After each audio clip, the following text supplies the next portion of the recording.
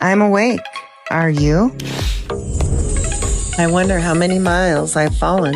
It seems I'll get to the center of the earth. Curious, isn't it? And really, nothing's quite impossible. Let's go now to our new episode of the Unfiltered Rise with me, Heidi Love.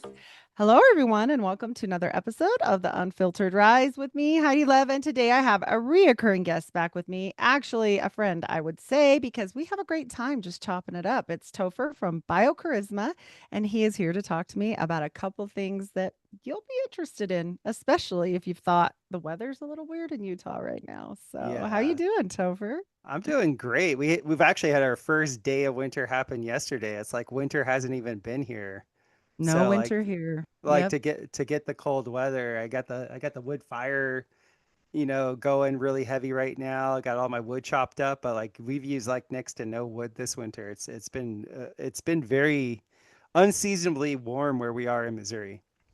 It's weird everywhere. And I'll tell you, I mean, the ants, I've seen ants out. Mm. My flowers rebloomed. They shouldn't be blooming. Just weird. And when you were talking to me about doing another show and what you wanted to talk about, I was like, this is really actually good because we've had some really weird things in Utah lately. So it fits right in with where you've been trying to fix things, right? Yeah. It's pretty interesting what you're saying, like the weather mods out there. I got lambasted because I did a podcast. Who did I do that podcast with? I forget who it was, but I was essentially just telling people about the correct terminology for chemtrails. And like I was just saying, like use the correct terminology because if you want to go affect change and like actually go and try and get legislation that will help you, Mm-hmm. you have to use the words that they use. But people took it out of turn and were like, he's saying chemtrails don't exist and all that. So Oh, but the oh weather no. modification, I've been like on the weather modification tip for a long time because of the businesses that I'm in that deal with like water purification and deal with soil, I guess you would say soil health and remediation of like toxins in the soil.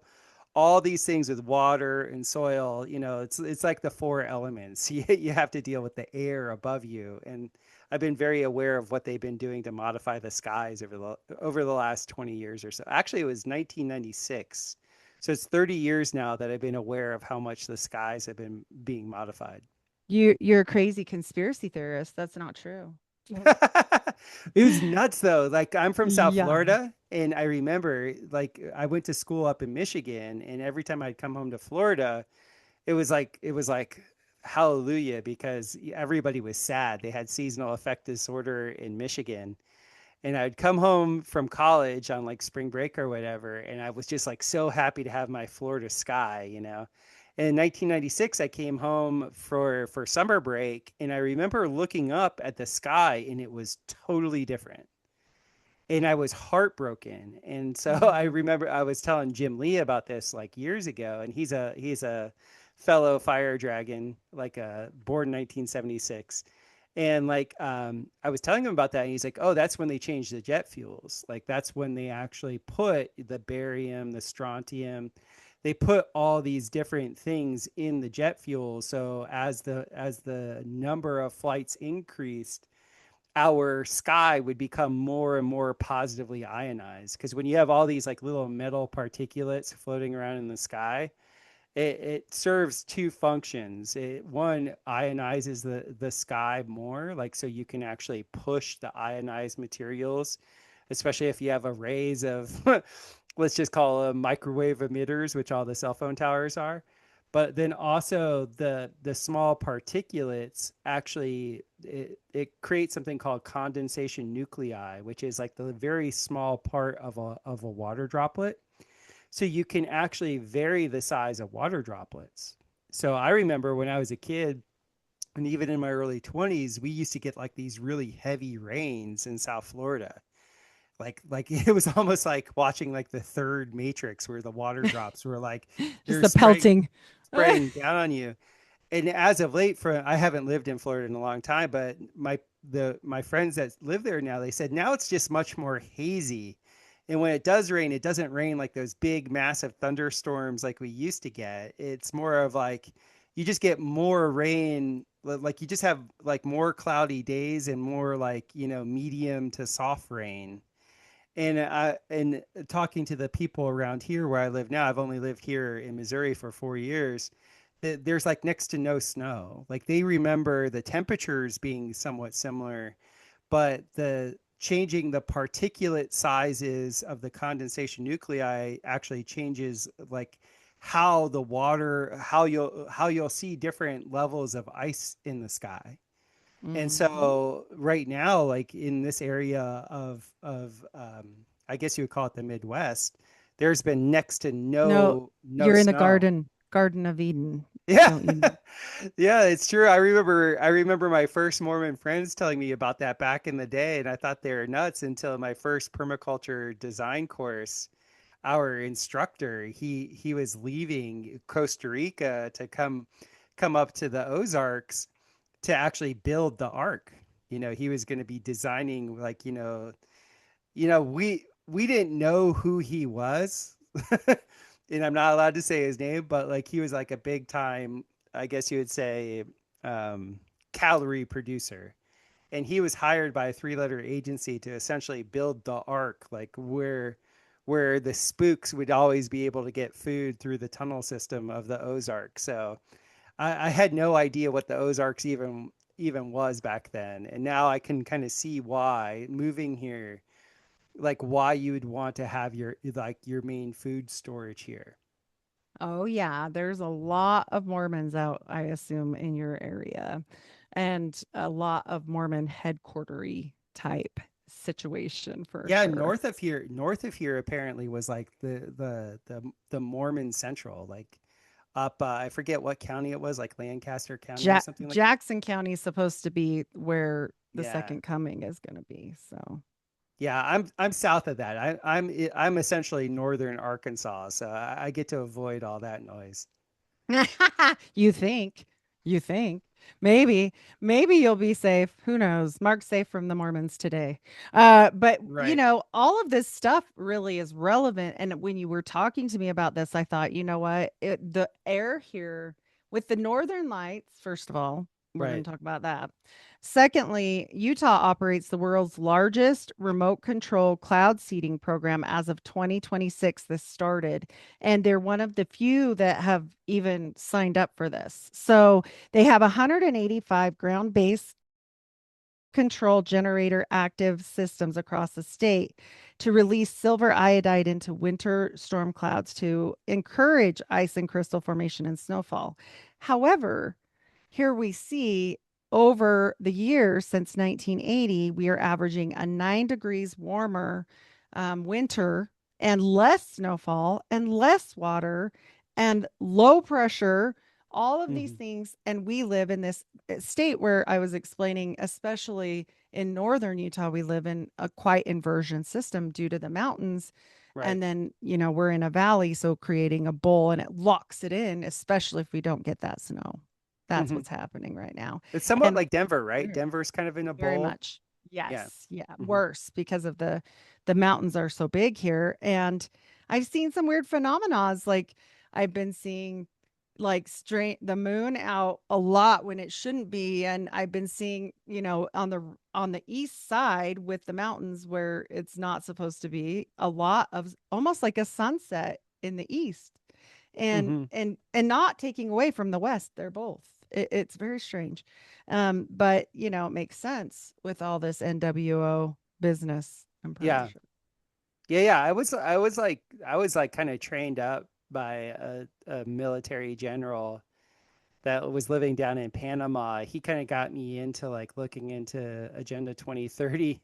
This is like back in 2010, 2011, and I didn't know what those terms meant, but he had me like reading the white papers of Agenda 21 and then its addendum Agenda 2030.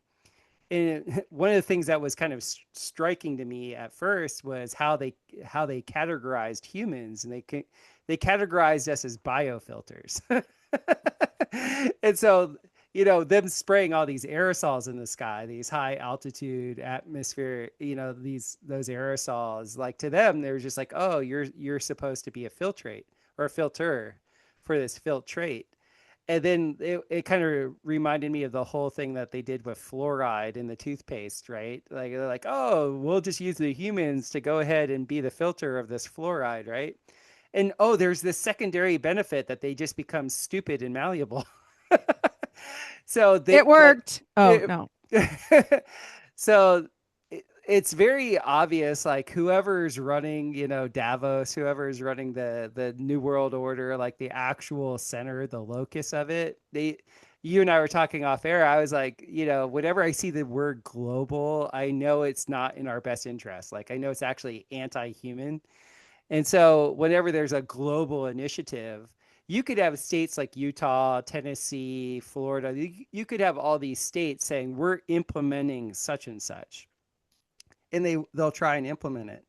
But the treaties that have been signed, like on a federal, and upper levels, it totally supersedes everything that's at the state level. So, Yes. Yes. so I feel like I got like a cheat card. Like, I got to see exactly what they were going to do. They were going to essentially make a war on the elements. And in that, I was like, okay, if they're going to say carbon is bad, like if carbon is the devil, we know actually carbon is actually excellent for us. And that's what I've seen. Soil all around the world, we have a carbon deficit. We don't have too much carbon. If fire is so bad, no, fire is excellent for us. In fact, you can cure so many things that, like, people have seasonal affect disorder, people have all these problems. It's because the fire element has been taken out of their life. Who sits next to a fire and doesn't feel warm and fuzzy and like watching the dancing flames and just feeling happy? And it's so good for your eyes. Like Yeah. I can correct stigmatism. So I can correct, like when I I'm need starting that. to get astigmatism from staring at blue lights too long. If I just look at a fire for an hour, even going outside during sunrise and sunset, if it's a clear sky and I can actually see the sun at sunrise and sunset, if I relax my eyes and just allow the light to penetrate, that will clear the stigmatisms too. So there, in this world that we're in, pretty much everything that's important is inverted. So if you have somebody like Bill Gates that's, really big in the World Economic Forum and very big with those people that run the world economics, they're very anti-life. They're very anti-carbon. And when they say they're anti-carbon, you are carbon. Your body is mostly carbon. They're anti-you. So whenever they're like putting out these protocols or they're putting out these rules, this legislation, this code, that code is out there to hamstring the normal independent human. That's what it's there to do. And so I've Absolutely. endeavored with my businesses to do the exact opposite. I'm like, oh, if they're going to demonize carbon, I'm going to go ahead and make the best carbon in the world. Yes. If they're going to demonize fire, I'm going to make rocket mass heaters that, like, actually they can't read the heat signature with a drone. I'm going to do all these things that, like, I'm just going to invert the inversion. That's what I've been trying to do. Well, here's to your point. We have some of the strictest rules on, fire burning. We have red days, yellow days, all this stuff. You can get like a big, huge fine if you burn a fire.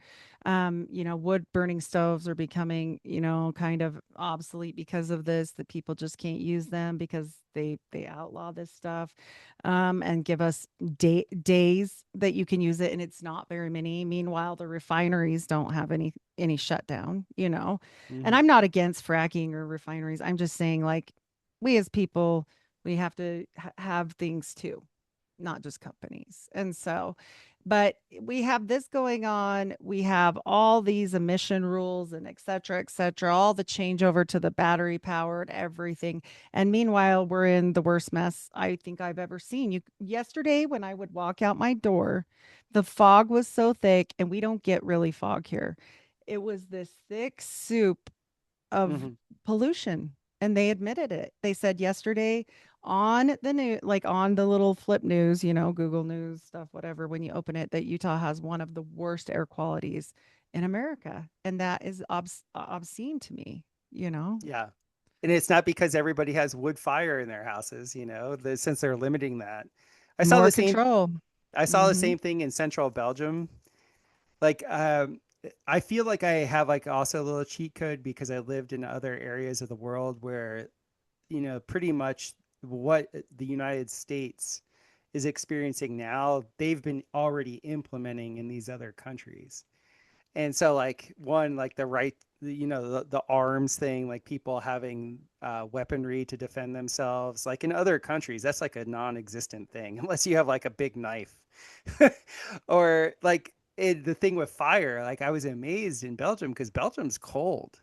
And when I was living there, nobody had wood fire. And it was literally because of these ordinances that you're talking about. Like you would get fined. Like it would have like their little, it was almost like the whole country had its own, what do they call it? Like when you live in like a development and you have to like pay dues. What's that called? Oh, yeah, the homeowners Yeah, association, the homeowners, HOA. the HOA, like the HOA in Belgium was like everybody's tattletaling on everybody else. So nobody uses, and a lot of these homes were like 150, 200 years old. And they had these big, beautiful fireplaces, yet no one used them. And it was Oh, like, what a it shame. was such a waste. Everybody was doing the electrical thing. And I have to laugh on your point about the batteries and the electrical cars and all that stuff.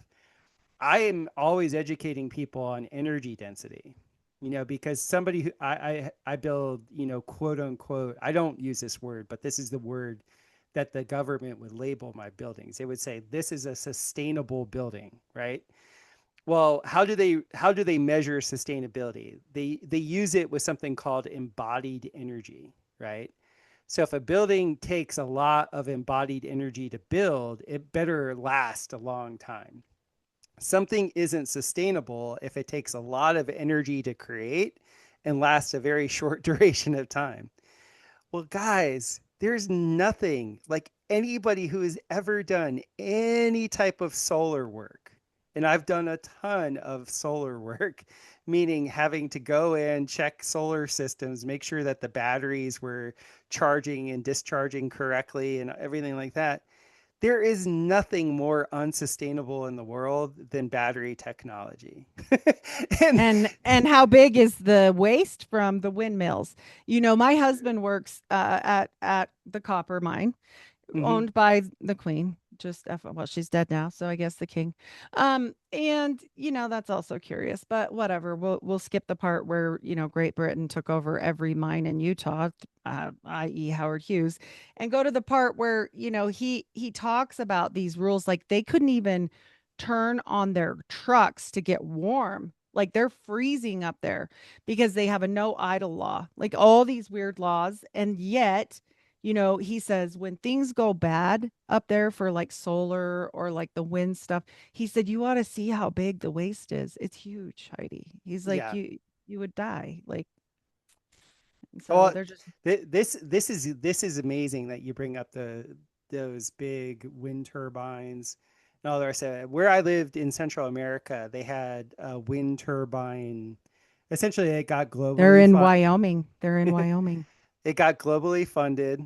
And I had been looking at a small scale because living off grid, you're always looking how to capture solar energy, looking how to do like mini hydro systems and things like that. You're always looking to how to spin essentially a motor to produce electricity.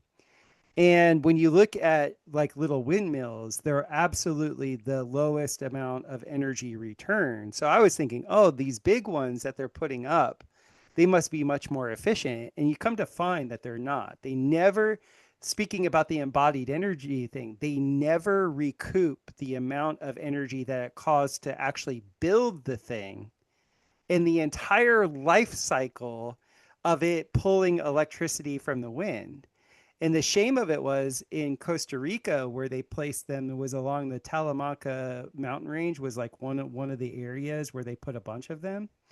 And they're horrible. They're so unsightly, kills tons of birds, like tons and tons of birds. Like that little narrow band of land in Central America is this huge thoroughfare for, you know, seasonal birds. And that the whole birding community up there in the Talamancas was greatly negatively affected by this. And they give such little return on electrical power that it's just like that you could tell it was a scam from the get. The people that were making the money were the contractors that were putting them in. It's not really a return. It's not a positive ROI for the world per se with sustainable energy. Yes. And we see a lot of waste. We see a lot, a lot of things that they're pushing, even the lithium batteries. Okay. The systems for, oh, get one of these in your house. Here they'll pay you if you put it in. Want to talk about the health risks of that? Nobody does. This is not really a good idea. And this seems like people are jumping just like they jumped in 2020. Let's just do the things. This sounds like a great idea. Maybe they'll give me $50. Like this sounds absolutely ridiculous. This sounds like the fry reward for the health thing, Yeah, when right? you look at those batteries, they're little bombs. You send a EMP pulse through a certain area, and you have that lithium ion battery. Like I have friends that are really big into drone racing and remote control car racing, and they have these very special safes that they have that they'll store their lithium ion batteries, and these are just like little packs, you know. They have a lot of, you know, charge density in them, but like they'll put their packs in that, especially if they're traveling, and shut them so because those things explode all the time, and you don't want them exploding in like your open garage or in your shop because you might, you know, catch the whole place on fire, let alone if a human is around and that thing explodes like that. So they're like little bombs in like these Mhm. Tesla. I haven't seen like the safety or fire ratings on a lot of these, like, you know, the Tesla wall or a bunch of these other kits. I have just 1 kilowatt um, extra storage. Like I have a couple backup systems for electricity. I will only carry 1 kilowatt of actual battery storage. Actually, I have 2 kilowatts, but they're separated. And it's because of that, because those are very like, I think a lot of the fires that happened in Paradise and happened in outside of LA and happened in Hawaii. I think if there's any type of EMP pulse or any type of extra energy that enters the system, those things just, the charge density goes way up and they just act like a little bomb. That's and with everything that they're changing, right? These grand alchemists of the universe, we'll just call them that. They're changing the composition of everything with the emittance of all of this stuff. And I'm not saying I don't like to have Wi-Fi. I mean, Mhm. clearly I'm talking to you on it, but there Right. should be regulations on some things, and they don't. They don't care. I opened a new microphone from a very large company, and it's being switched out because something was wrong with it. But when I opened it, it said, "Warning, just so you know, this can cause cancer for Yeah. reproductive organs." What? Nobody told me that, right? Like, when they're changing the makeup of the air we breathe, they're changing the makeup of the food we eat, they're changing the makeup of the soil, like you've mentioned. This is everything. This is full on attack. Yeah, yeah, it definitely is. I like my new historical perspective on things is pretty much like you brought up the alchemists. The alchemists actually do their, for those of you out there that don't know, alchemy is just when you transmute one thing into another. And like you could think of it like your gut microbes, like your gut biome, they will convert, you know, the food that you eat into what you need. And this is the same way in the soil, like the biome in the soil. They're like the little alchemists that will take one input and turn it into the appropriate output. And so the people that social engineer the world, they really feel like it's their responsibility to alchemize things into whatever angelic or demonic thing is telling them to alchemize it to. And as far as I can tell, they've really been focused on alchemizing us into like a silica based life form, or into silica based things. Like in the first Star Trek movie, did you ever see that one, the very first one? Oh yeah. Yeah, yeah. Yeah, like where they said, you had this essentially this universal AI speaking through this bald woman, and she was calling human carbon-based life form. And she was supposedly advanced because she was her body, the physiology of her was changing into a silicone-based life form. And to me, that's the wet dream of Silicon Valley. Like everything is like a silica, like a sand, or a salt. That's like their hypercube world. That's their hypercube reality. Like it's I was talking to Brian of Demon Erasers the other day, and he brought up Metatron as being like the head evil. uh Metatron's really important to the Mormons. I don't know if you know Yeah, that. and when he was saying that, I had the realization. I was like, that's where they got Tron from, the movie Tron, because when I just watched the last Tron movie, the Tron Ares movie, and what struck me about that was the world of the silica, the world of the digital. Everybody has their function, and if they don't do their function, they're eliminated, and everything is cold and concise, and there's no humanity in it. There's no love, like none. What would you call that in the magical world? Because I know The world of Tron, the world of Metatron. Luciferian, right? It's the Yeah, Luciferian exactly. agenda. Exactly. And I really think that's their wet dream. Like when they fantasize, like when the cyberneticists fantasize about efficiency and non-feeling, no heart, like essentially eliminating the female, the negative pole energy, the part that cares, and the part that's inefficient, and the part that's like, totally like pulls everything to its inner core. Their wet dream is to eliminate that. Right, right. Through patriarchy, oftentimes, and they won't say that, but that wasn't originally how things were designed, or even in religion. People don't know that a lot of times, but and then it gets warped into weird stuff. And then of course it's demonized because it did get warped, right? Like the Hmm. Shekinah and these different things. Like the feminine is always negative. It's Hmm. always negative. And meanwhile, we've got these people that are like Data, so that guy, Right. and Hmm. and it's very true, because look at them, look at the Zuckerbergs, look at the Gates, look at He these looks like Data, people. doesn't he? He does. He does. And I'm like, you guys, there is something to this. And even if you go to like your HR, right? And you say, oh, look at this thing, and they did this injustice to me, and you get upset about it. Maybe you cry, whatever, out of frustration or real sadness, who knows what, but they don't care. They're like, get No. yourself together, you know? Yeah, yeah. In fact, I've interviewed a bunch of people that they actually got out of the machine mind, like where they were in the corporate world. They were the being that was out there reprogramming and getting rid of HR and making HR an AI thing.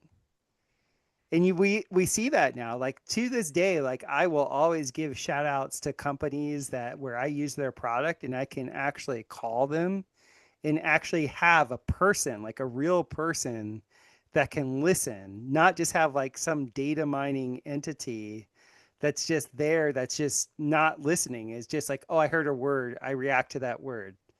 And so like the humanity of things is really being extracted very, very fast. Meanwhile, people are being addicted to AI. And the funny statistic, and I can't prove this one, so this is just something I heard, okay, about HR, is a large percentage of the people actually in HR, not the AI ones, are H negative. Why? Because they have less reaction. We won't say feelings. But we know there's such a thing. I mean, we know they've definitely fiddled with things in the DNA aspect, and we know that there's certain traits they definitely want to get rid of, and I think you're absolutely on track with that. So yeah. It goes very much in this switching of the ionization of the ground. You and I were talking pre-roll on that. Is like, so when I was studying like Victor Schauberger and Wilhelm Reich and John Worrell Keeley, like these were scientists that they called themselves naturalists because they were all about improving the human condition. And they saw when the human conditions improve, the quality of expression would come to the forefront, right? And what they all noticed, and they were all in different, areas of the world and doing their own thing and had their own fields of study, was essentially when humans get to be the most human, like when we get to be the most creative and the most loving and produce the best things, we're usually in a field of negative ionization. And so for people to understand what that is, like if you've ever been to a waterfall or you've ever gone outside when the rain, just like a natural rainstorm comes in and you feel the drops of air and you can like smell the change in the air. Or when you're at a waterfall, when you breathe in, it almost smells like an ozonator, right? That negative ionization used to be the norm all over the world. And what has occurred since the advent of the cellular phone technology is the point to point towers that they put everywhere. Well, they optimize their usage by putting them on these peaks of mountains and these peaks of hills where you used to get your negative ionization. And so these systems, they've essentially put this grid of positive ionization right over the ground, where the ground is, net negative ionization. And just having that, like say I don't know what the average cell tower height is. This is arbitrary. What I'm about to say is like, let's say it's 50 feet above the earth, right? Well, in the past, you used to have Father Sky was positively ionized, Mother Earth was negatively ionized, and there was just a free, transfer because, things always move between the charged states, right? But now there's this secondary layer that all of us humans have to like work through. And so like one of my biggest things with teaching people is teaching them how to ground, like actually how to get, because all grounding means is you're returning, you're getting rid of the extra positive ionization of your body and you're actually getting back to the ground. But there's so many things like the rubber soles that we wear in our shoes, the Wi-Fi, the cell phones, all the IOTA, the Internet of Things with all the new appliances and things like that. All these things, they essentially charge our body positively. Well, there's something that's known as a reactive oxygen species. And it's usually negative when it's in our biology. And it loves a positively ionized environment. It does not like a negatively ionized environment. So you'll find a lot of people, once they start to get into like a grounding thing, like where they're walking outside barefoot on the ground, or they go to the beach if they live on a coast, or they jump in big bodies of water, or take really long extended baths in Epsom salts, they're releasing all this extra positive charge and then they lose a lot of their water weight. They lose like a lot of the excess heft that their body has been taking on, or like the actual stress, because our body reads it as a stress of this thickness, like this fog of like this thick positively ionized radiation that we're all kind of swimming through now. And they've gotten rid of anything. So out here, they used to have something called salt air. It's a very interesting, very Tartarian looking structure. It looks like something where the Taj Mahal was. It doesn't look like it belongs in Utah at all. And it's no longer here because they absolutely tore that down and shut it down, because what was it? It was a place where you could go float in the Great Salt Lake, and people don't understand the Great Salt Lake is like way saltier than the ocean will ever be. In fact, the closest composition to it is the Dead Sea, and it's actually not even exact to that. There's nothing like it in the universe. And so, we've got that. We've got heavy copper stores here. We've got gold. We've got all this stuff. And, it's rich with elements that they need. Yes. So, yeah, no surprise they shut things down. Yeah, I'm always trying to look for like really good media I have a little girl that's only 5. And so, I'm always she wants to be thrilled, she loves excitement. So I can't just like watch like, I have to find the most PG thing, but that still has like some action to it. So we started watching the Disney show, the Star Wars takeoff of Andor. Mm-hmm. And in that, the whole thing is exactly what you're talking about. The Empire is willing to like absolutely kill everybody on this planet just to get the one mineral that's in the ground. And so I'm having to explain to my 5-year-old that, yeah, people do that. Like that, like she's asking me, she's like, because, a 5-year-old, a lot of things could go over her head. And she's just like, well, wait a minute. So they're attacking these people for no reason. And I was like, yeah, the current terminology for that a lot of times is like it's called a black flag operation. Like I might have been giving her too much information, but I was like, this is May as well start early. She's your kid. I'm like this is common practice. This is what Empire does. It finds a resource and then it eliminates the people that are over or near that resource, and then it rewrites history, and it rewrites history in a way that it's the good guy. It's the one that people should be patting on the back, and that's how it goes. And so she was a little bit befuddled last night when we were watching that, because we were just in the part of the show where it was climaxing, and I could tell her little gears were turning. So it sounds very similar to what you're talking about in Utah. Oh yeah, and it's no big surprise when that happened. It only was actually like going and working because it was also a big place to go dancing and all this fun stuff. Bummer. Yeah, 1893 to 1958, with it definitely being absolutely destroyed on the structure itself in 1970. And I often show it as part of like, this building doesn't look really like it belongs here, but that's fine. And they got rid of it. It was beautiful. There's no reason to have torn it really down. And then all of a sudden there's a fire. Hmm. So this is what we know that they do and do and do and do. I mean, it's just constant. And like you said, the people in the way are just cannon fodder. Like I don't think people can really. My mom is the concept of your daughter in as the fact when she was raised to believe the government loves you, Right. and they wouldn't My do mom's that. the same way. Yeah, they would never do that. And I'm like, well, you need to look up something called Operation Sea Spray and exactly see that's one of thousands probably operations that are secret where they did all this kind of stuff in the air and they didn't really care. No, no, they don't. They really don't. And it really like it. I tell you, when I was reading how we're designated, like how the human is designated to the underwriters, because like you always want to see what the insurance adjusters, like the people that write the securities, like the common person doesn't really matter, like what their opinion is. You want to like read the people that are the ones that are creating the money.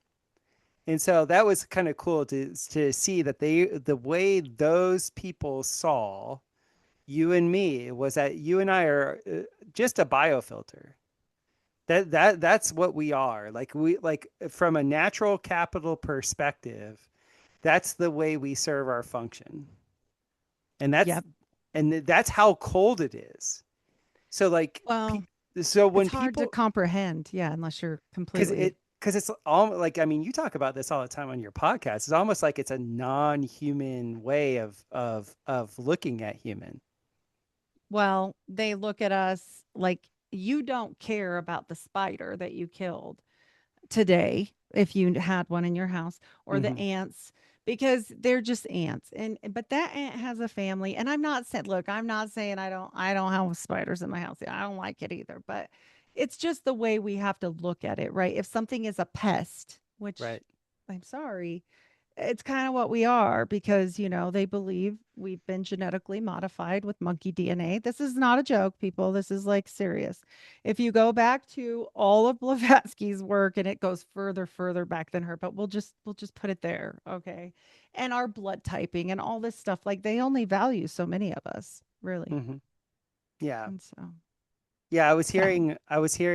I heard this way back in the day from, I think it was the author Dolores Cannon or something like that. And it kind of fits like with like a lot of people that talk about um, the orphan trains and then the Cabbage Patch Kids and things like that. And I've had people that I've worked on that they look human, but they might not have like the spark, you know, they might not have like that God given. I I don't get know what it. I don't Mm, know the correct terminology for soul and spirit. Like I've heard different people use different things. I use the word soul a lot, right? me too. And Yeah. I think the Holy Spirit is joy. And so like you can see it in people's eyes, like if they have the Holy Spirit, like if they have love in their heart and that's going on. Well, I've worked on people that like they have a body, you know, obviously they have breath, they're inspired. And so, but they don't, there's like nothing registering like on an energetic level as like, oh, this is a God entity, right? And I didn't know how to register that for a very, very long time in my massage practice until I came across the Cabbage Patch Kids and then seeing Seinfeld talk about his dad, saying his dad was was a incubator baby and all this stuff. And on my podcast, I was interviewing allegedly Dave, and he brought up how those were clones, and I was like, and then I did a little poll like on my Telegram, and I was like, how many of you guys like how far can you guys like actually like reach back into your past? And the majority of people were under the misunderstanding of how far. Like at first I Mm. got like a little pushback. Like I got like, oh, this is crazy. And then like, and I'm like, people tell tall tales. And I'll tell you what, I lived in Central America in a Catholic country for 15 years. Almost everybody was lying about their lineage there. Almost everybody was lying about when they got pregnant and who they got pregnant from. And I've seen studies in Europe post World War II where it was the same. Like people lied their butt off to cut off any public Fit the ridicule. narrative. Yeah. Fit the Exactly. narrative. Dude, it was like 2/3 of the people could not go past great grandparents. That's scary. And, So yeah. just to give your audience a reference of that, that's 100 years. Yeah.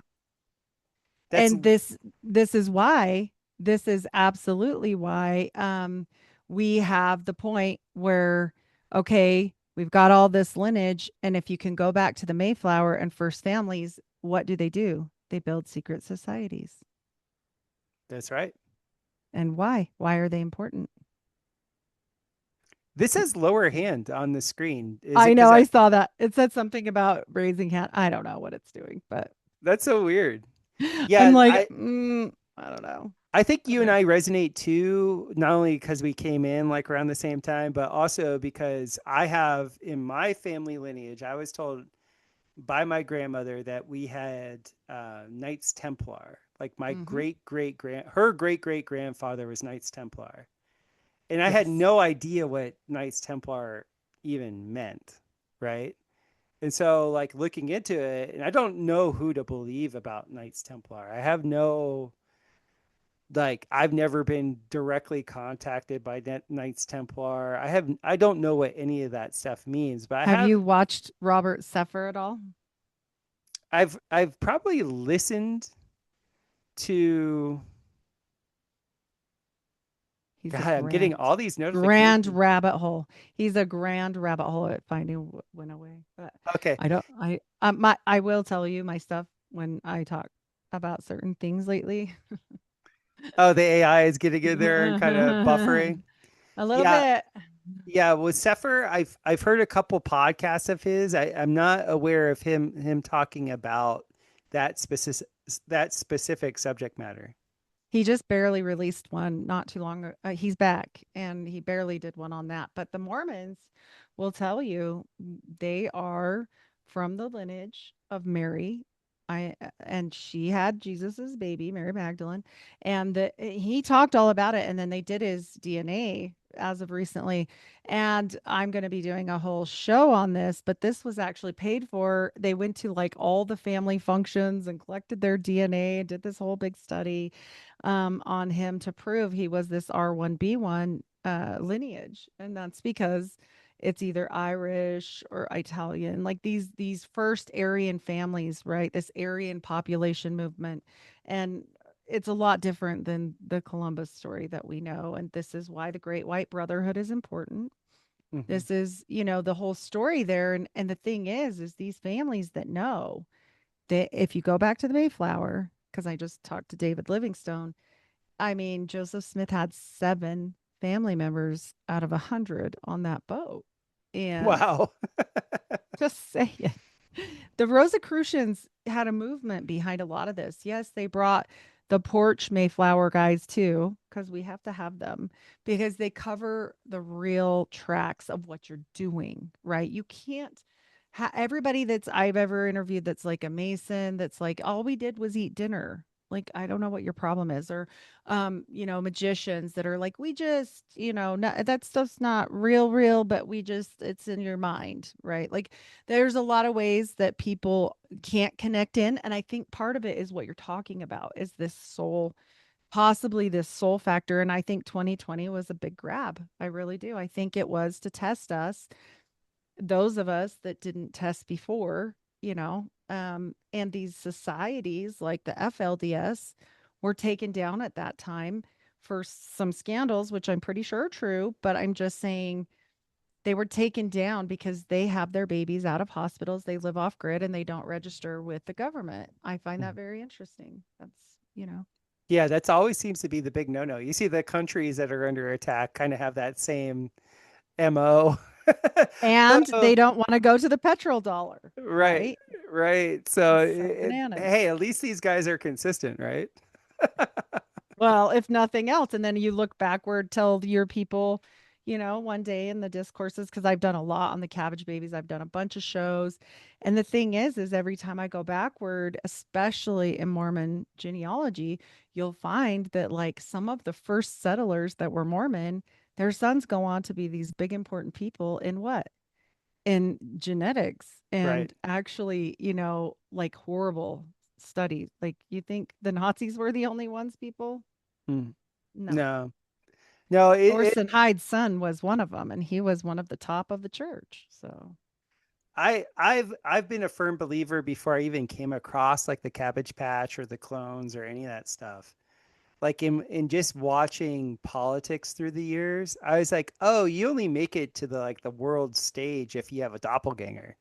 Like that's a prerequisite. Like they have to have at least like 2 or 3 doppelgangers of you.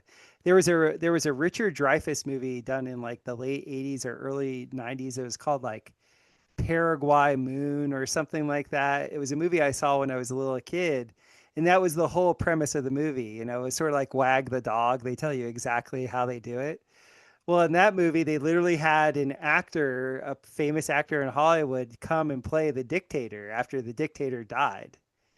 And it was like, oh, that's exactly how they do it. Like, it's like, I don't even know how many versions of Biden I saw or how many versions of, oh, he's totally different. Yeah, uh, like there was because they, Hillary.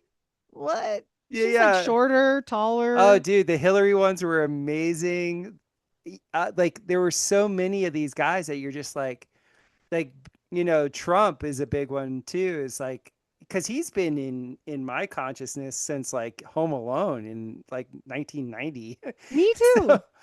And so his like son, can we talk about how much his son has changed over the last 5 years? I know he was growing and going through changes, but like, well, I don't isn't he know. like 6'9"? Isn't he like a Yeah, he's Nephilim? huge. He's like huge. Yeah, Yeah. yeah, yeah. That's awesome.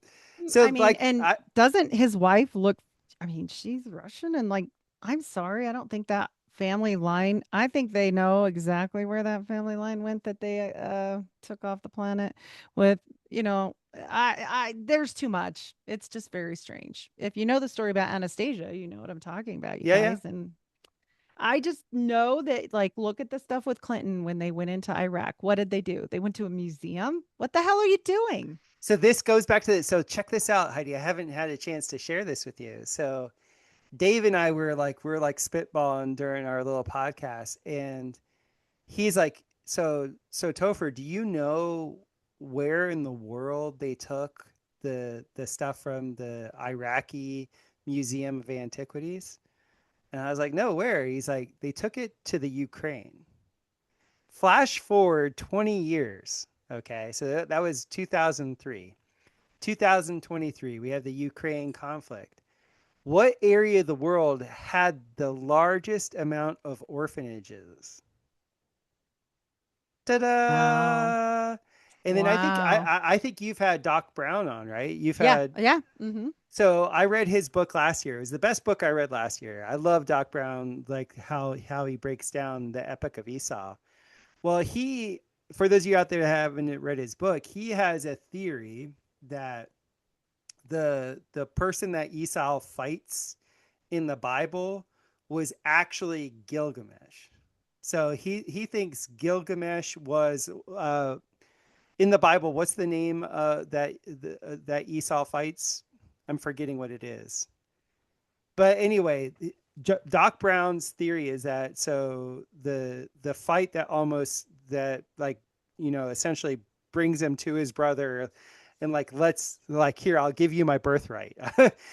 That fight was with Gilgamesh. Well, it was in 2001 is when Iraq said, "Oh, we found in this river basin the remains of Gilgamesh." Now, Gilgamesh was a man of renown.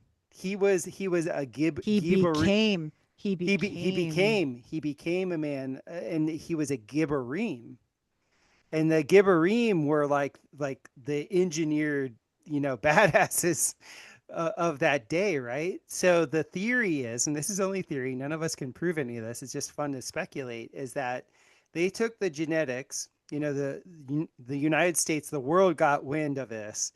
Whoever was in the military industrial complex within the US system was like, we got to go get that. They got it. They ship it over to the Ukraine. We have the Bidens over there in Ukraine, let alone every other like large military industrial company is over there. And then, just 20 years later, we just have this conflict with the big bad Russians. And we're just going to disperse all these orphans.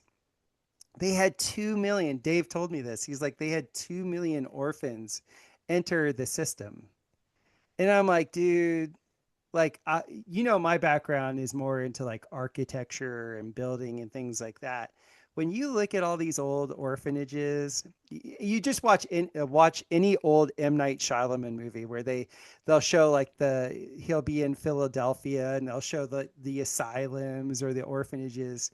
Those were old world buildings. So they put these little Cabbage Patch Kids or these incubator babies. I had no idea that it was like 1893 that's when cloning was like fully like, hey, we can clone people now. I was never taught that. I was taught like Dolly was the first time that they cloned anything, right? So I kind of knew in reason that was BS, but like to actually like from the scientific historical perspective, in reality, it was 1893 that they could clone people. And then we have these phenomenon of the incubator babies. We have the phenomenon of all these essentially orphanages. Like when I was a little kid, I remember watching Annie and being like, God, where did all these kids come from? Because Annie was such a big deal, right? Like the play Annie, like all of us kids had to like watch Annie for some reason. And Yeah. and so to me, I'm like, oh, I think Dave is onto something. If you combine Doc Brown with allegedly Dave and you get both of their things together, I was like, oh, okay. They took the genetics of Gilgamesh, let's say. They went ahead and interspersed it with, who knows, whoever's genetics. They used the fog of war as which is common practice. they use the fog of war then to spread those genetics all around the world. And I think a lot of us caregivers, a lot of times we come across some of these people, and they are not they don't read like a normal human reads. They just don't. No. And they were giving these kids away. And then we get the odd fellows from the orphanages. We Right. have the support of the Knights of the Golden Eagle, doing this for the orphans, and the widows. Hmm. And we also have the orphan trains, which is ran by, I've always been told, oh, he's a pariah, blah, blah. And I'm like, he was also in a secret society and he was a spy and he got caught. So I don't know what you're talking about. You didn't go far enough back. Right. And that's Charles Loring Brace. And so I'm like, yeah, there's no proof he was a Mason because he wasn't. It was worse. Like it literally says an unnamed secret society and working Mm. and over in Russia and got caught as a spy. So I'm like, listen, people, there's nothing new under the sun. And if you go Mm. to India, they'll show you with their goddess with all the eggs all over her. Those aren't boobs, right? Hmm. Diana of Ephesus. They'll show you that they've known about cloning for a very, very long time. Why is there such an overpopulation in India? Do you know very many India people that have like more than 4 kids? They're So poor. I lived there 2 years. Right. And I have to tell you, so when you look at when women want to reproduce, they want to reproduce when they know the person that they're reproducing with can actually like supply a living, supply equity in one way, social equity, supply like actual, asset equity, all the rest of it, right? They usually want to reproduce when there's cleanliness and they want to reproduce when they can see a future. None of that exists in India. Still to this day, none of this exists, right? Oh Yes. So my. it's really amazing. Like when you just look at just normal sociology and you're like, okay, these numbers are kind of weird. It was very odd for me too, because over in India, they have a huge problem with homosexuals. And I'm not saying I have a problem with homosexuals. What I'm saying is they had a problem. It's sort of like what the incel thing is now. Like I was there over 20 years ago, so it could be different now. But when I was there, because they have this system there, the caste system, you usually don't get an opportunity as a man of a lower caste to even like come in contact with women. Like it's segregated, right? And so you had all these men that were just always hugging and kissing each other because that was the only way that they could get affection. And if you Yes. weren't from a prominent family or whatever, like I was appalled of how the Indian people treated each other. Like I was over there and I was over there for quote unquote spiritual purposes. And I could not believe the level of inhumanity there. Do you know where that caste system came from? Because I do. I don't. It came from the Great White Brotherhood teachings. So this is very scary when we look at what they classify. When I say Aryan movement, I don't just mean white people. People are confused with this. They Okay. are.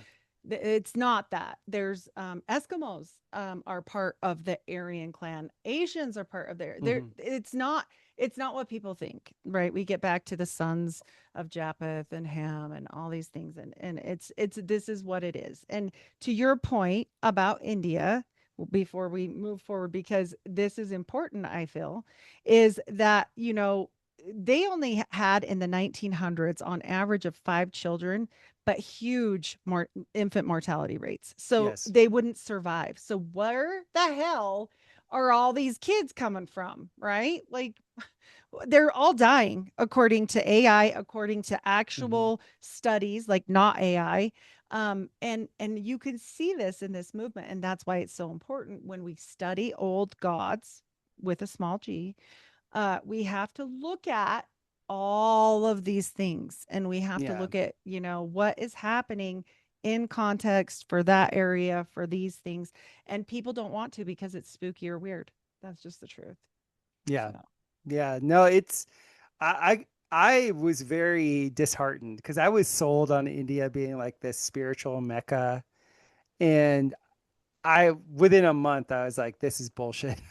Yeah, because Like, because why? You have humanity. If you didn't have that whatever we have, and I kind of feel like the fire signs, because we are more everything about everything. We're like super passionate, right? right. We don't have the ability to just discount humans That's true. as easy. We're not cold or calculated. I can't tell you how many times I've been screwed over, swindled, trying to help people because I will do it. And that's just who we are. Yes. It's hard. So I get it. I wouldn't be able to live in a place where I would see that daily, where my uncle told me when he lived in Egypt, that people were laying tar without shoes on and burning the bottoms of their feet Hmm. so horrifically because they were in that weird caste system that they couldn't, it was all they could do to eat. Yeah. And I was like, but what about the wounds and stuff? And he was like, it doesn't matter. They don't live anyway. Yeah. There's such injustices out there. And that's actually what brought me back to the States was the fact that everywhere else I went in the world, I was like, oh, I thought, the United States was like the great shaitan when I was growing up as like, a liberal metrosexual. I was nothing but I urban. can't picture you as a metro at all. Well, not really. I was always an athlete, but growing up in South Florida is like a weird thing. Like Oh, we're exposed to nature, but it's like let's go fish on like the dock, but yet there's like a Ferrari driving by. oh, yeah, yeah, yeah. I get you now. Yeah. There's just so much wealth and like such a disconnect. Like all the environment down there has been engineered. Like all the canals were man-made, all the Oh, yeah. lakes are man-made. Like it's not like really like you're exposed to It's nature fancy. because It's you're rich out. people shit. Yeah, it's Yeah, rich people shit.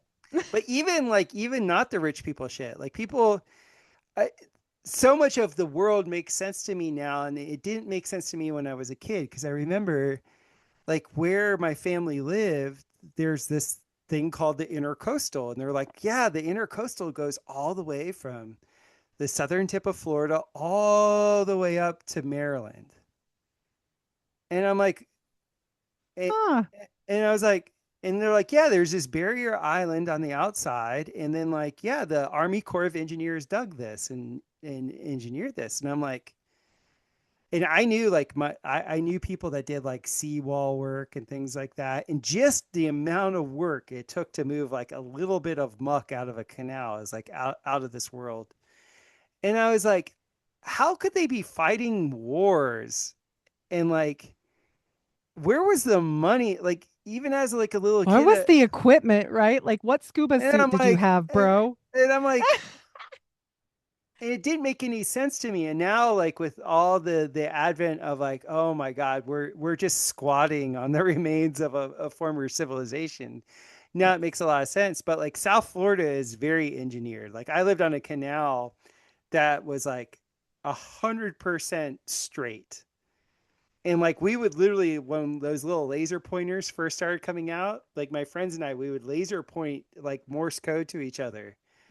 So before Flat Earth ever came out when I was a little kid, I had that experience of being like told, "Oh, we're on a round," and I'm like, "Florida's flat. South Florida is flat. Like I could shine a laser pointer 8 miles and have a friend see it." Mm. Like you can't do that like on something that it's bending for every mile 8 inches squared. Like that doesn't work that way because like in water always finds its level. Like where I was building in Central America, we were using the old Roman level where you had like a pipe with water in Mm. it and it had like a little clarity on either side. And if the bubble level like matched on either side, then you were level. We didn't have surveying equipment or anything like that. So I was like, wait a minute, water always finds its level. And also, like anytime I hit a ball and have it cause a spiral or play tennis in the rain and the ball is spinning, the water would always just like fly off in every direction. How is it we could be spinning at 1,000 miles per hour and have a bend, and yet it's all gravity? Like So it, Why we retain our water. yeah, there's so many weird things. They're like learning, like how being able to let go of all those lies really, really helped make sense of the environment that we're in. And like South Florida was completely and utterly engineered space. Like most of the big lakes that people see there, like they don't understand those were quarries. Those were like these massive quarries that were dug out at one time. And like the stories that were given and the timelines that were given, this all points to like what you're talking about with them, the alchemists resetting our environment. They do this on the regular. Oh, Like, for sure. And they control everything. I mean, I know people don't want to know that. Like I know this is a creepy thing, but yeah. the grand architects are not you're never going to know their name. People always, "Oh, the Mm-mm. Rothschilds." Okay, let me explain something. What does the Rothschild's name mean? Means red Red shield. What shield. what does a shield do? It protects you. So what are they really? They're just protecting something else. And my grandpa used to get in a fair amount of trouble when he was young, and he went to jail a lot. And he used to tell me anybody that would brag to you about so and so is in charge of so and so or any of this stuff, it's not them. They're a punk and they got played because a real gangster never tells anyone, and if he does, they don't make it to tell another soul. It's so So, true. My yeah. grandfather told me a correlate story to that. I remember he took me to go see a friend of his, and it was just this like simple log cabin in the Appalachian Mountains in Black Mountain, North Carolina. The his wife was really nice, came out with like this nice lemonade that she made, and I was outside, I was picking blackberries, and when we left, I think I was like 12 years old, and we're driving down the mountain, and he's like, Christopher, he actually said, son, he goes, that's the richest man you'll ever meet. And I'm like, no way. The guy had overalls on, like he was just a country bumpkin. He goes, no, he's the richest man you're ever going to meet. And I'm like, what? He goes, do you like drinking orange juice in the morning? And I'm like, of course, being a Florida boy. And he's like, he owns all the oranges. Oh man. And just so people know, one of the favorites of secret society men to wear back in the day for their uniform were overalls. Just Oh, it makes sense. regular old overalls, including Mormons that were practicing polygamy. So, when we look at this stuff and we pull it apart, we have to understand, just like what you're doing, right? If you try to engineer anything that goes against, and I dare say, it's good you're putting this out, but like you're going to meet a fair amount of pushback because like my dad, he died with 6 patents because um I knew they were never going to work. He had one for a car that worked on oil, peanut oil. I was like, you're going against big oil? Like that's never going to happen, man. Nicotine water for flights because he went crazy on a flight to Hawaii because he wanted to smoke. This was before the gum, okay? Hmm. Like all these things, and I said, these aren't going to work. He goes, no, they work. And I'm like, that's not what I mean. I mean, they're never going to let you do that. And they didn't. There's a guy, and I'm sure you might know his name. It's escaping me right now. He basically, Moray, Henry Moray, and Yeah, I he know that did. name. Hmm. Okay, he's a Mormon. He's a Mormon. And he was here and he did this whole Tesla electricity thing. He showed that it worked. He Yeah, showed everything. He just wanted to help humanity. And guess what? They ruined his life. And he never made it anywhere. He was shot at, and right, eventually, I mean, he wouldn't sell out. You know what he said? I'll never sell it because God gave it to me and it's for the people. right. Anytime you get to that level, it gets twisted, and now all of his kids are high up in intelligence. Of course. Yeah, yeah. No, I don't think we're in the age where that's supposed to happen. Like I've heard you do a bunch of podcasts with the little season, and I like the theory of the little season a lot because it vibes very much with the yuga of the Kali Yuga, like the Iron Age. And I know like a lot of New Age people are thinking like we're now in, we're out of the Iron Age and all that. I don't think so. And I don't have like my hope isn't in this world. Like my hope is with Jesus Christ. My hope is with, he said, you're in this world, but you're not of it. And I know that. Like I'm the alien. I know that. Like for Me as much too. as of the humanity that I feel, like I also know like my realm is the eternal realm. It's not the temporal. So to store treasure in the temporal realm to me is a little bit stupid. And I see the people that do like really focus on that, they're miserable. Are they I ever happy? Do you ever meet extensively, unless they're very giving, which is a rarity, but it does happen. And not in philanthropy either. That's not what I mean. no. They're trying to kill everybody, those philanthropists. So Yeah, yeah. watch yourself. But if you ever meet somebody, I always tell my son, because he talks about money. He's young, he's a teenager. I'm like, look, you ever meet any of them that are like, I love my wife, I love my kids, I love everything. No. And if they do, they ruin them. They Yeah. like smear them everywhere. Yeah, it's Yeah. such an easy way to control people, especially when you know the quote unquote money isn't backed by anything. And It's literally fool's gold. it's backed by one person, and his name is Mammon. Y'all need to brush up on your gods. Right. But yeah, So, it's like in the little season, like I always tell people two things about flat earth and little season. I don't know, but I like to hear about it because I have yeah. no clue. I got kind of labeled as a big anti, and I'm like, look, I just don't know. I don't know about anything because everything is a lie. And I'm such a conspiracy theorist that I don't buy into anything of anything. Right.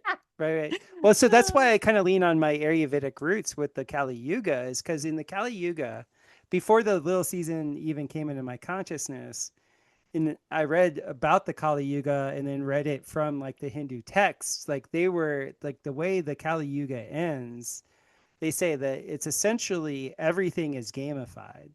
And when you look into the Internet of Things and you look into the Internet of Bodies and the next wave of 6G that they're rolling out, 6G just stands for the sixth generation of this microwave tech that they use to send data packets from here to there.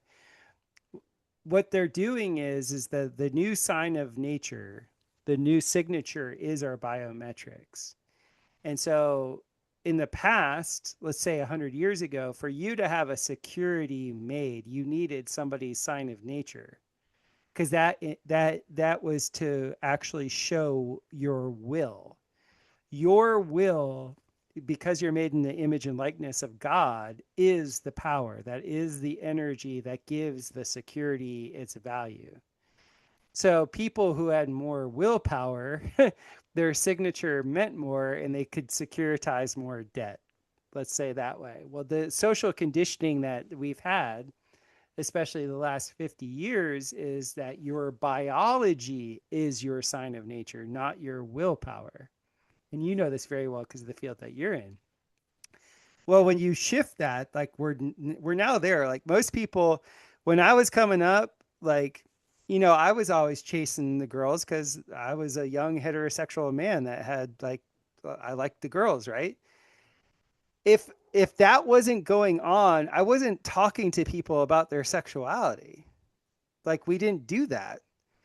Now, like the way the conditioning has come up is the forefront of who you are is what you identify with on a level that is on the biological level.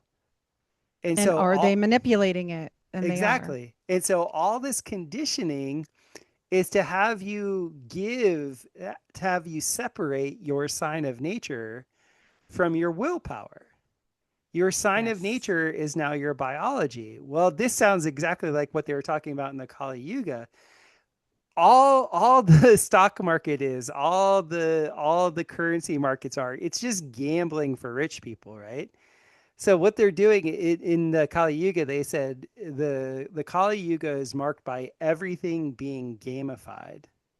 Everything is like bet upon. And I don't know if you ever saw that movie Rat Race with Cuba Oh, Gooding Jr. totally hilarious. Yeah, Absolutely. and John Cleese. Yes. Like that's the way they're making the world is like anytime somebody makes a choice, there's a bet, there's a bet, there's a bet. Well, that's the Kali Yuga. That's exactly what they describe the end of the Kali Yuga being. Like there's not a single breath that will be taken by a biological life form that doesn't have a bet being made on it. And we know this by the commodities market. We know it with how they're moving water in the air and changing the weather everywhere. Guess what, people? They can rig any market that's out there. You think the gambling markets, like the second I found out that the gambling market around the NFL, I think the total NF valuation for all the teams is something like $100 billion, something crazy like that. Well, the gaming, like the betting that goes on is 8 times that. Wow. Dude, come on. Like literally, there is no billion-dollar industry that isn't rigged. Mhm. So the people that actually write the securities and are going to be writing the securities in the future on people's biology as their sign of nature, you just have to know that they're gonna rig that system too. If they put you in a tranche that needs to go, guess what? It goes. It goes. And they did this, interesting enough, you bring up gambling, through the Mormons in Vegas, Vegas was settled by Mormons. But then the mom rolls in and kind of takes over the whole gambling racket. But what happens to pull it out of that, right? Like what happened? Everybody hears Vegas, you think mob, right? Immediate. I mean, I do. But that wasn't the biggest mobster of them all.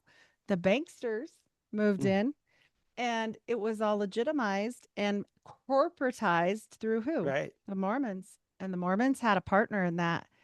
And that was another religion that sounds like ew, EW. And I can't say the first word because I'll be demonized, but that's what he was. Hmm. And why were they working together? Well, his last name's really interesting. It was Joseph Smith's mom's maiden name. And so, like, what?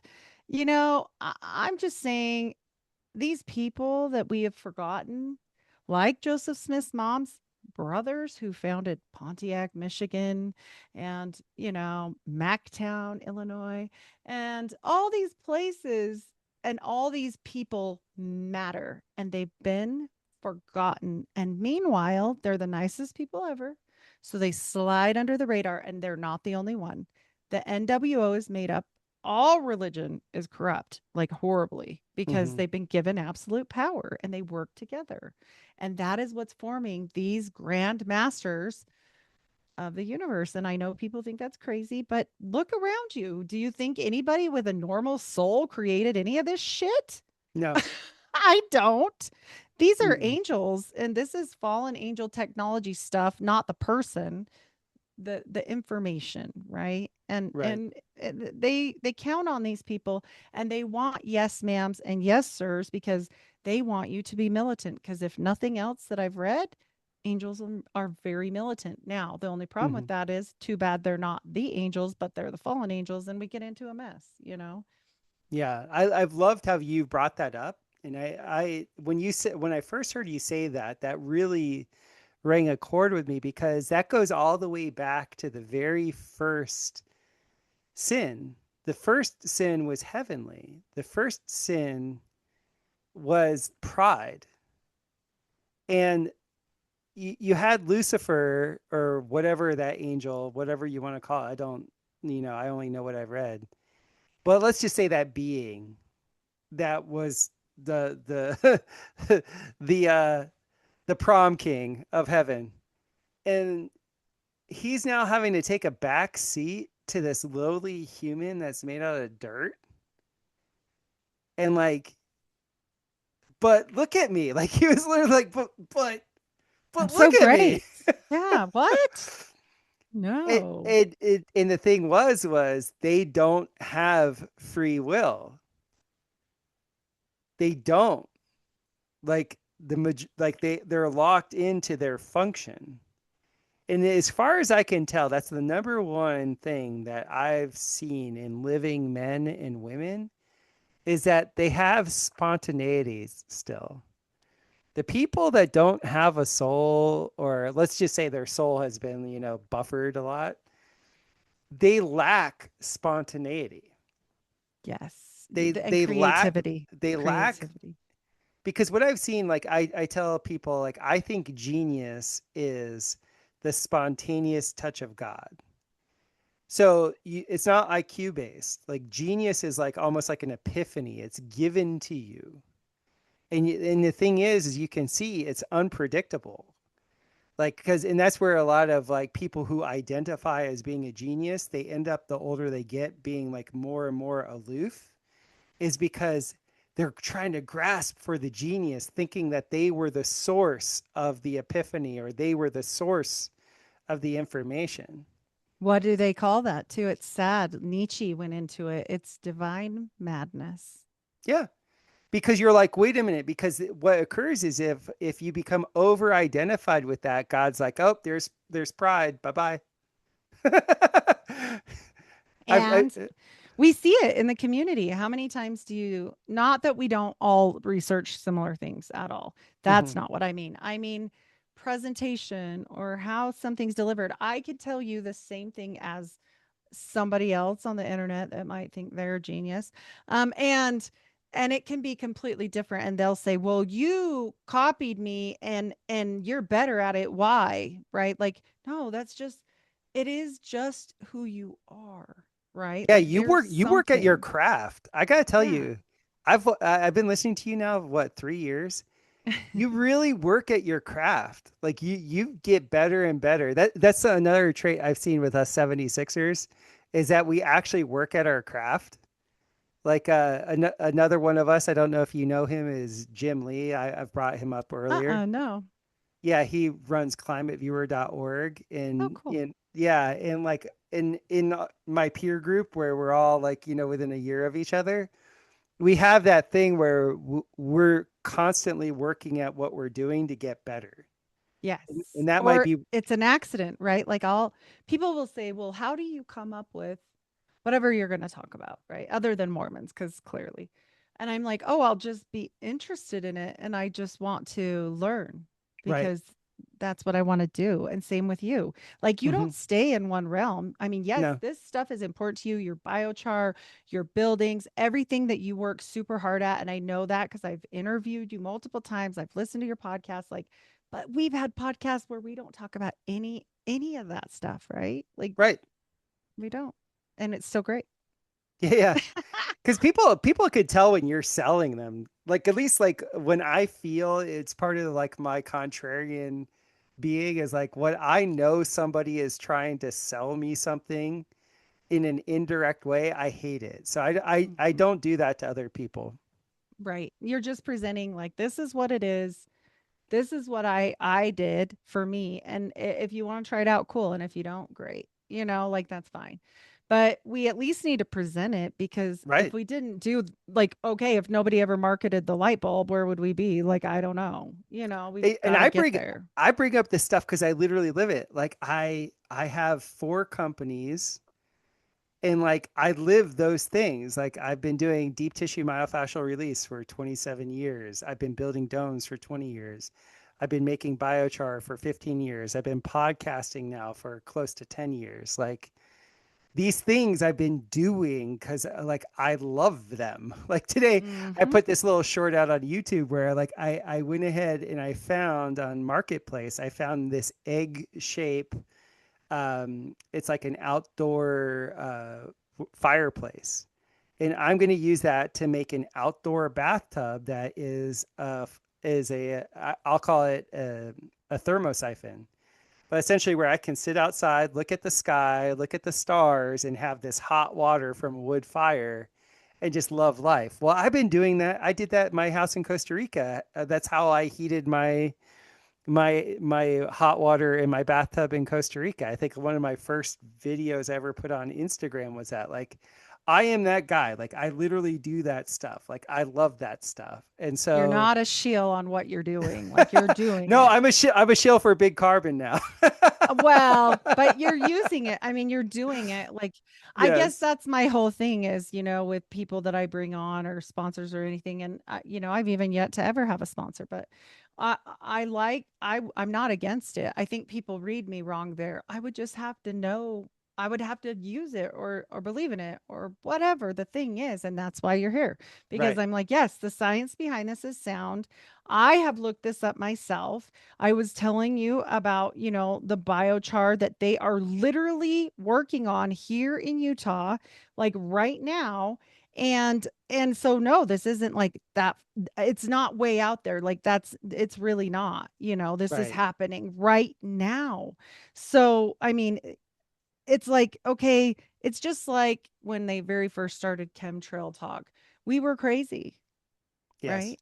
But it isn't. It's not. And it literally this is literally from the internet. Biochar in Utah is a growing field, leading efforts through Utah to use forest management, reducing wildlife fuel, improving soil health and carbon sequestration, all this stuff. So like obviously they're even talking about fire mitigation, soil enhancement, all of these things. So I mean, we're not just this isn't like just baloney. This is No. real. Well, the original reason why I got into it was my cacao grove on my farm in Costa Rica was being eaten by leafcutter ants. So I was beside myself. I had a considerable investment into my cacao trees, and they were dying.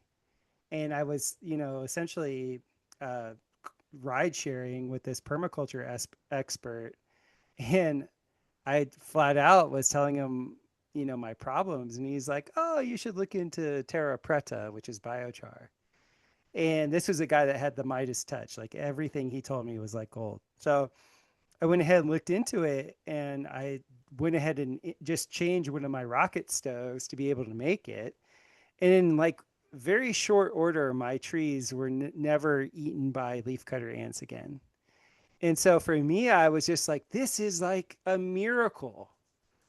Because what people were doing to mitigate leafcutter ants down there was crazy. Like they were pouring like gasoline into their hives and blowing them up and like using terrible chemicals, and it never worked because there's so many of them around, right?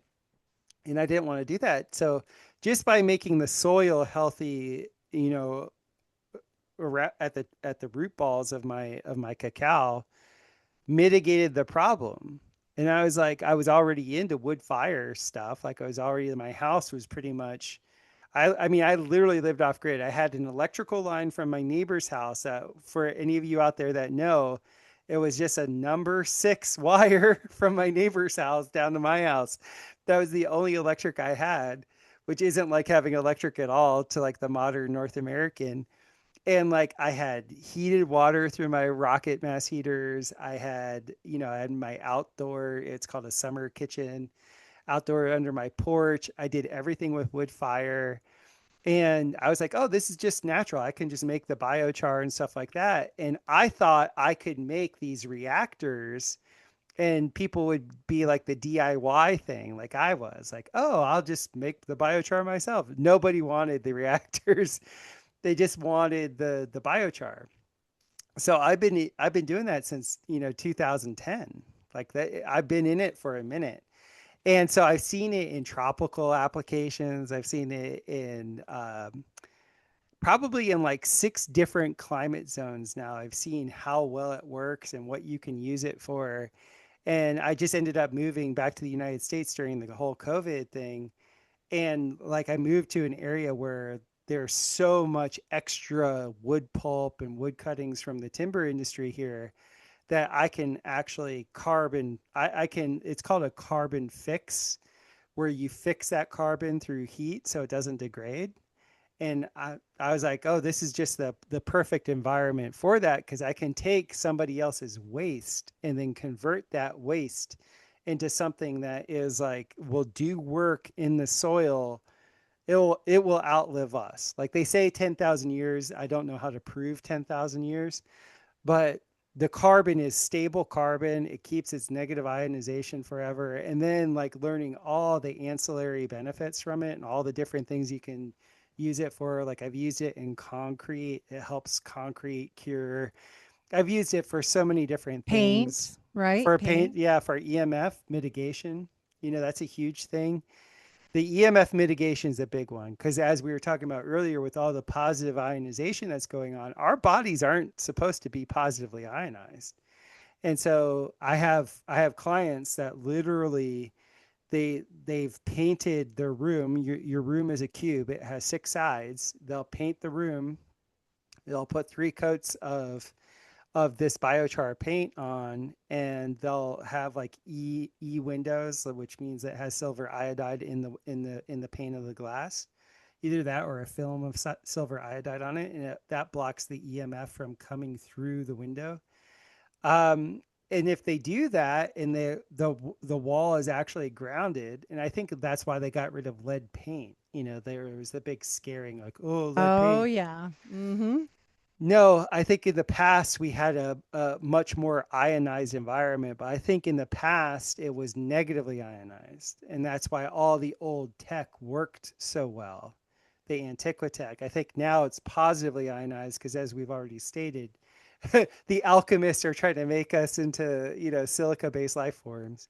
Well, But and look at the technology changes like from there to now. Like, hello, we were really cooking there for a while, and now yeah, it's blah. Yeah.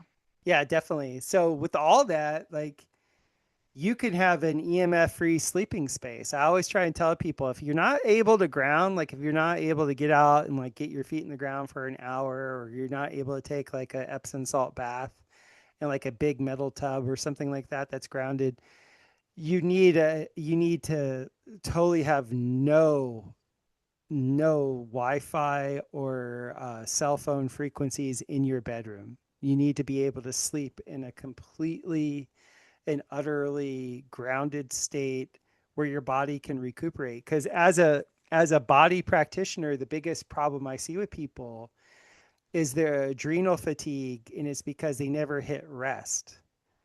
I actually suffered for that, like moving back and forth from Central America to North America for traveling. Like I did 30 flights in 2 years, and it really messed me up. And I was under adrenal fatigue, and it's horrible. Like your body takes on so much weight, you can't really like think like clearly. Can't Uh, stabilize out. And yeah, people yeah. burn out. Like, how many people do you know now with autoimmune diseases like Hashimoto's, which used to be very rare? It's Mhm. rampant here. Okay. Why? Well, I we'll think get it's it. I Yeah. think it's EMF poisoning. I think pretty much where I'm at and what I've seen is that they're branding, they're trying to like say this is Hashimoto's, this is this, this is this, this is this. Did you ever read Arthur Thurstenberg's book? It's something with the rainbow in the title. No. Serpent Mm-mm. is, I'm forgetting the name of it, but that author, he wrote a book and he chronicled like the different exposures of like when AM radio came out, then FM radio came Oh, out, and like our bodies don't do well with positively ionizing radiation. It does right. really well with non-ionizing radiation or negatively ionizing radiation. Positively ionizing radiation is not natural for us. And like literally all the gadgets and the doodads that are out there now, I shouldn't say all of them because there's a bunch of companies that are trying to make things that are healthier. I won't say they're healthy, but healthier, Better. Mm-hmm. better. But most of all the tech that we're just given freely essentially is detrimental to our physiology. Absolutely. If you go camping and you go off grid, which I do often, and I did this when I suffered one of the worst, tragedies of my physical life. I've been a nurse forever. I've done a lot of really physical things. And all I did was go camping for an extended period of time and came home. I didn't do anything. I didn't pack the trailer. It was my birthday. So I was being Mm. pampered. They didn't want me to help, right? They're like, just sit and chill and have fun. I did nothing that would injure me. I didn't have a fall, nothing. I came home, I went to sleep. We didn't unpack. We didn't do anything. I don't even think I made dinner. I think we just like grabbed something Hmm. and I woke up and couldn't move. And I had an L5 S1 fracture where Oof. it was so severe, the chunk of disc went into my sciatic canal and Ah. it was huge. And even the surgeon that I went to said, because I always said, if anything ever happens to my back, I won't have surgery because I've seen never that many good results.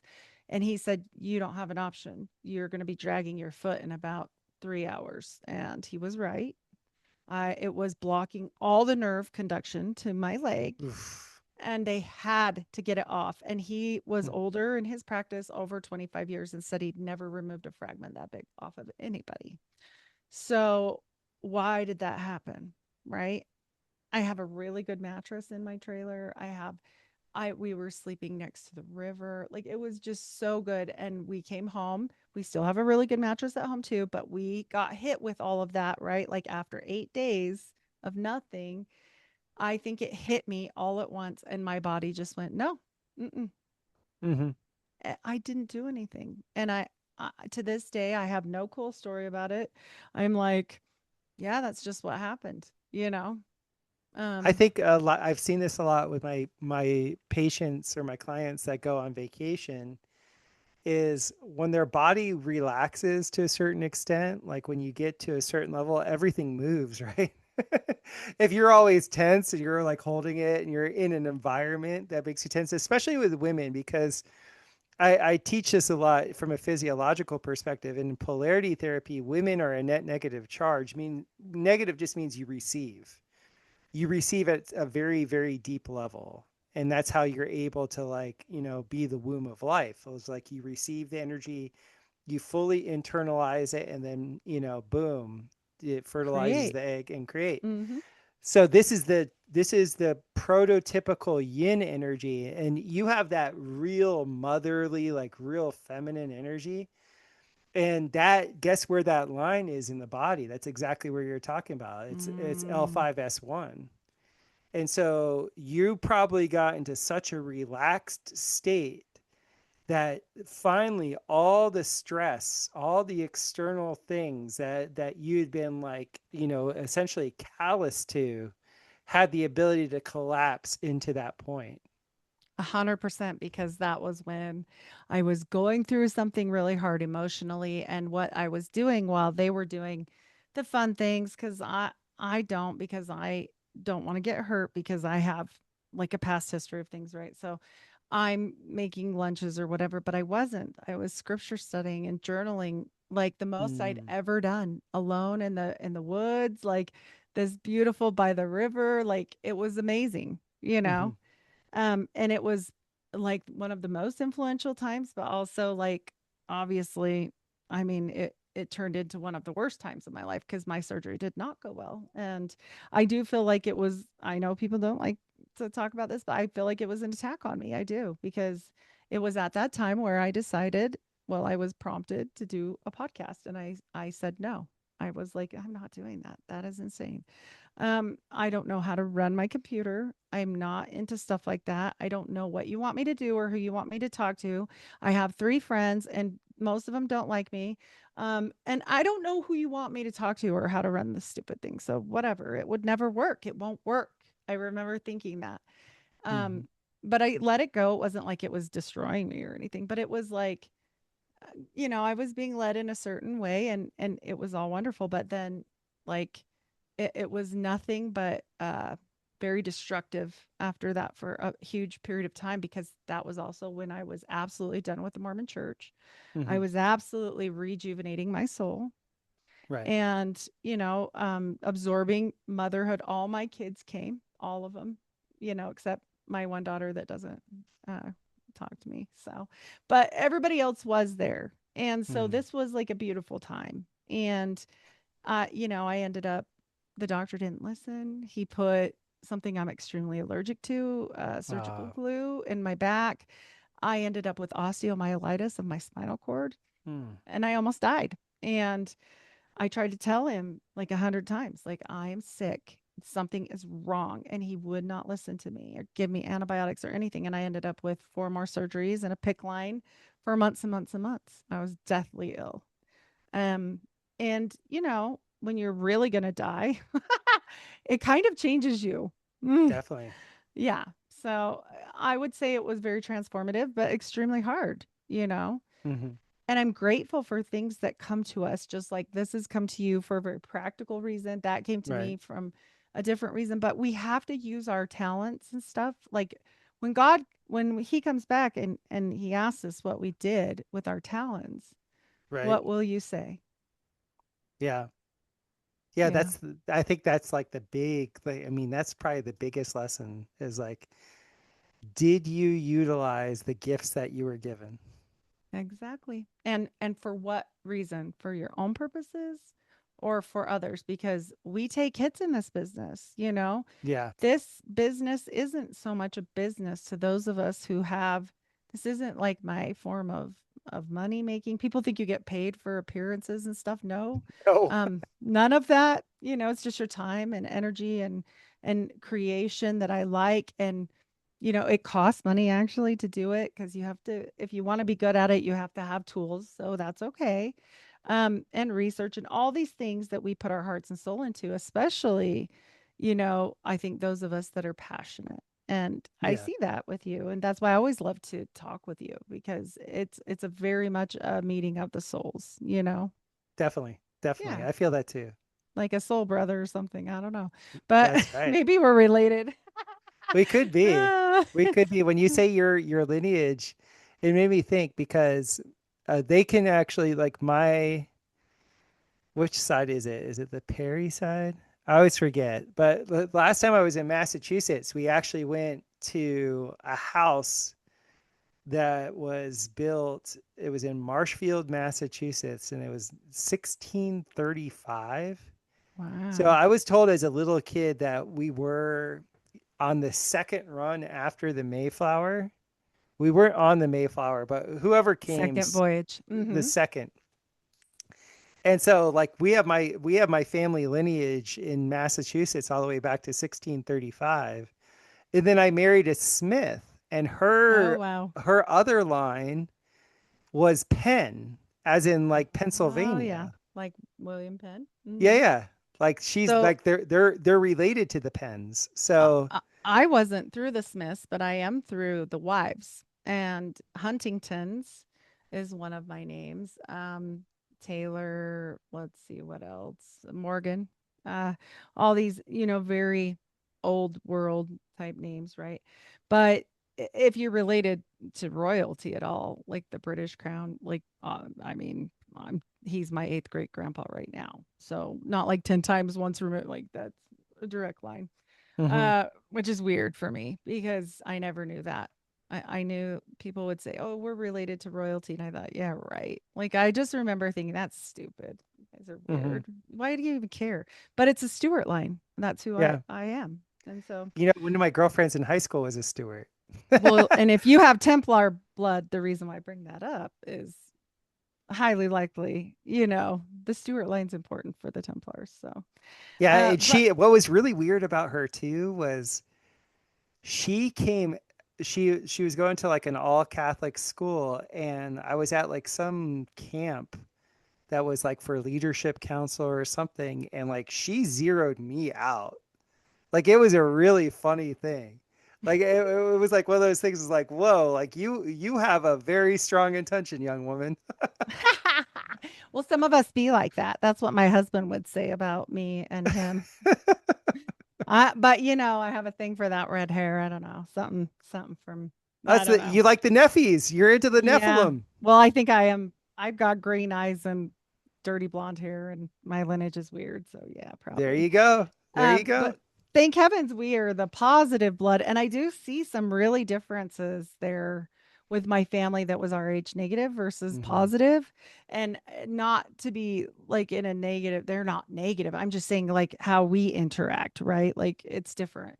But me and my husband are like peas and carrots, and he tells everybody it's really funny. His friends are like always teasing him, "You don't come out anymore, you don't do the things." He's like, I really like hanging out with my wife, and they just look at him like, ugh, Yeah. like most guys don't like that, but we're like best friends.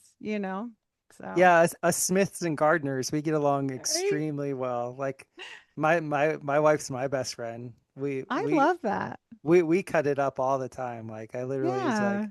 we were trying to be like a little bit more formal with our nighttime, be more productive, and I was like, Why? no, no, like I literally don't really get to see you till like this time, and all we do is laugh and have fun. Let's just keep it that way. She's like, yeah, you're Oh. right. Let's do that. I love that.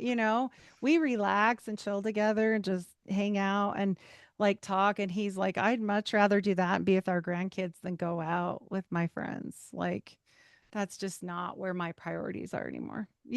Not that he Hmm. doesn't love his friends. We go sometimes or he goes, whatever.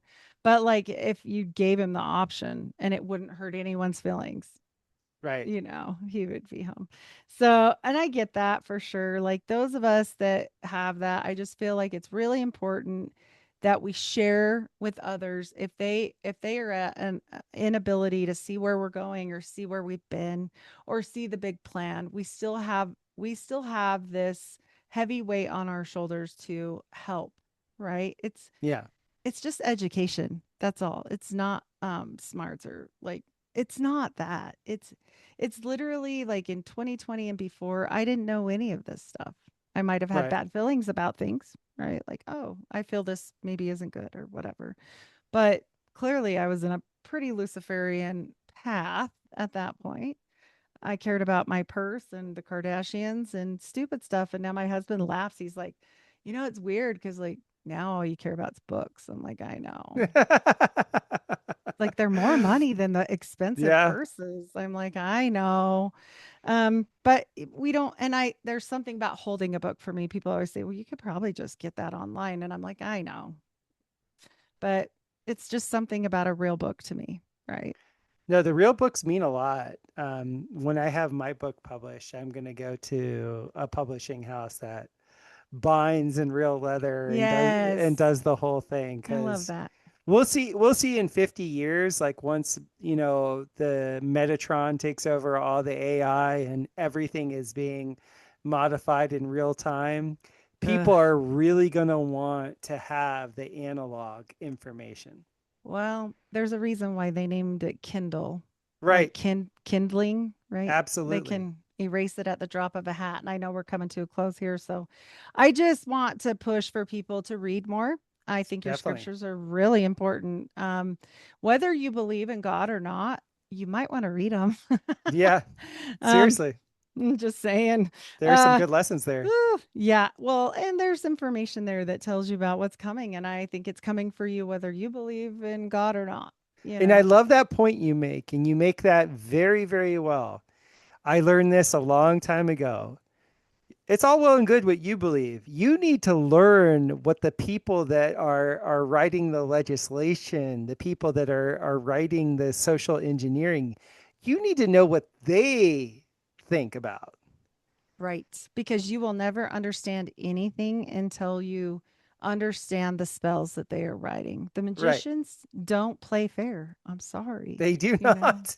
The and I'm not mad at you guys. Like, that's whatever. It's your path. Like, I never tell people, you want a magic, go magic it up, but leave dogs, kids, and me out of it. Please. right. Thank you. That's wonderful. Let us live our own path, right? Like, let us do our thing over here. And So with that, spaketh Supermama. yes, yes. And with that, tell people where they can help because a lot of people I assume that watch me, I hope are, able to garden. I hope are able to do things. And you can't do anything with bad soil, especially No, where it's getting no. poisoned in Utah. I'm sorry. Like this is important. So Yeah, we make an all organic biochar. So a lot of biochar companies out there, they make biochar from like poop that has like gross things in it. Like nice. all these like gross things, they're essentially reducing. Like I know there's a biochar company here that makes biochar from tires. That's not what Oh, you want to put in your garden. Our all of our biochar is coming from oak, walnut, or hickory wood chips, and we pyrolyze it. It's like a true alchemical reduction. Our kilns are vacuum reduced, which means that there's no atmospheric pressure in it when we cook our material. It's a pure biochar. It's been tested by soil scientists. It has the highest mycorrhiza content that anybody's ever seen, which mycorrhiza for orgonomists, like people that are into orgone and like measuring the amount of life that's in stuff. It's usually measured with these like sparkly things that are called mycorrhiza. We have incredible mycorrhiza on there. So if you want any of that biochar, we have it at blackgoldbiochar.com. And then I have my podcast where I interview wonderful people like Heidi, but I also interview tons of scientists and tons of doctors that are usually coming from an alternative perspective. I've had Dr. Stephanie Seneff. She was the one that wrote the book on glyphosate called Toxic Legacy. Incredible book. So like I have a very educated opinion because I've had such wonderful guests and I've read their books just like Heidi does. And so that's the Biocharisma podcast. Most people listen to it like on Spotify and Apple, but I do have the videos available on BitChute for that. I've tried to do the YouTube thing, but I've gotten kicked off a lot. Oh no. That's That's So why I pushed to Spotify too, because yeah. yeah. So I only do like live streams, once a week on YouTube, which is a recent affair. I just started that last year. But most people listen to my podcast anyway. But the podcast, I educate people in that.